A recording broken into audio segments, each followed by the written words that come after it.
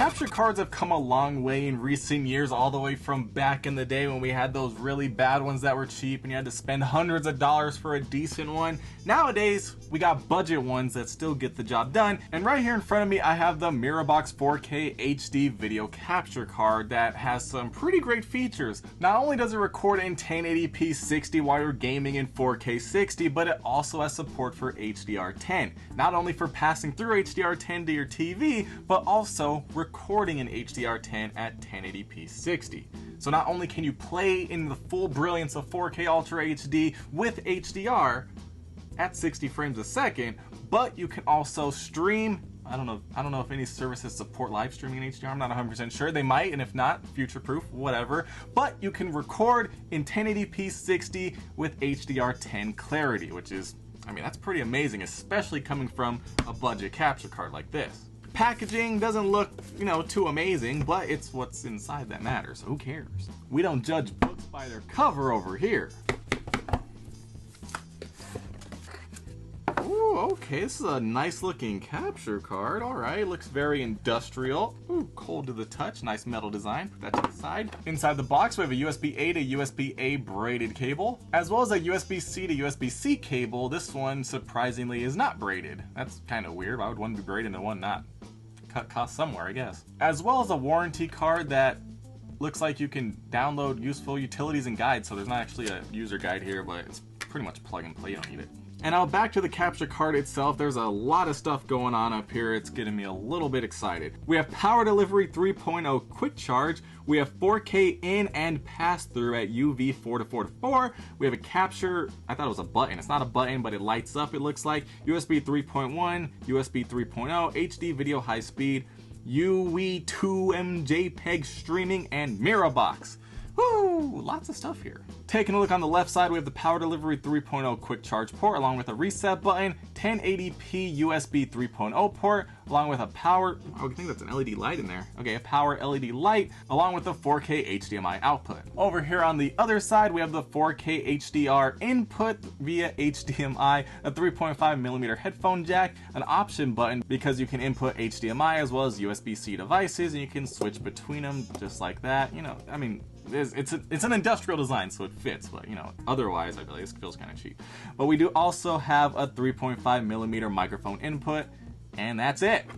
So very cool, very well built, solid metal design. And now with that being said, we're gonna get this thing hooked up to my Xbox Series X, put it to the test, and hopefully I can do a good job gaming too.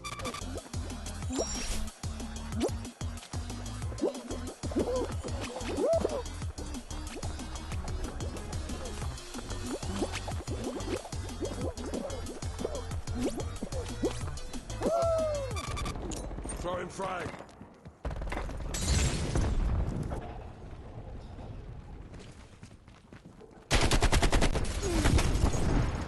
All right, y'all, we are back from the testing phase, and I don't know. I'm at a loss for words here because this Mirabox, like I said at the beginning, I thought it checked all the boxes. It had HDR, 4K pass-through, 60 frames, 1080p recording, all of that in a metal design, LED lights, and actually one cool thing before we get on to everything else, this LED light not only lights up, but we also have this LED strip light that lights up, so it really screams gamer because you have RGB lighting everywhere. Very cool. Now that aside, that's all the good I have to say about this capture card. I plugged it into my Xbox Series X, went to the settings to configure everything and check out what it could support, and I was pretty disappointed. It wouldn't let me go past 1080p resolution. Okay, so keep that in mind. It wouldn't let me use HDR10 in gaming. Keep that in mind. I wasn't able to play HDR10 nor record HDR10 because I couldn't play HDR10 to begin with. But weirdly enough, it said it supported Dolby Vision on the Xbox. Okay, so that's HDR still, but not HDR10. It's kind of weird that that was what was available, even though it never said it supported Dolby Vision. But that aside, 1080p would still be okay. Not really, because it's supposed to be 4K, but 1080p is fine. Playing it, it looked okay. But the problem lies on the recording.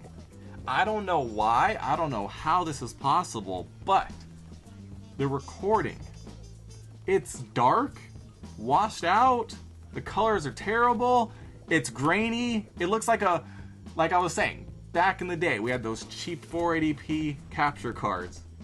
That's exactly what this looks like. It reminded me of the cheap 480p capture card I had back in 2005.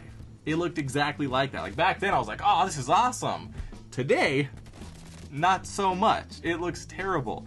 Now, for a little comparison, side by side right here, on the left side, we have the Mirabox. On the right side, we have a good capture card, the EasyCast Catch You. If you want to check that out, link right here. You can definitely see the difference because the EasyCast actually looks like it looks on the TV. I don't know what happened with the Mirabox. It just completely missed the mark. 4K unavailable, HDR unavailable, recording, forget HDR and 4K. Can we at least have 1080p like we're supposed to? Clearly?